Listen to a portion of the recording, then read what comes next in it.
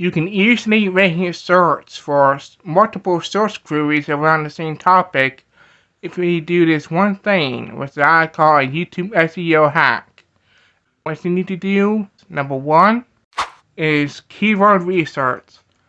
I highly recommend TubeBuddy or vidIQ because you can see the competition, which is critical if you do want to rank for these search queries at the same time. The next thing you want to do is write your script on a Google Doc.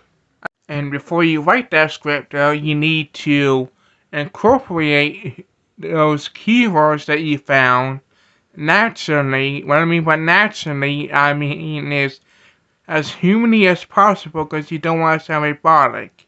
But YouTube still may not recognize what your video is about because it has AI generated subtitles which could be wrong. You want to do this instead.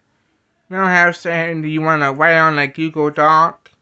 That's because if you go to your laptop, you can copy the Google Doc from there and then go to your subtitles to that particular video and then go to auto generate and paste your script in there, and then YouTube actually knows what your video is about.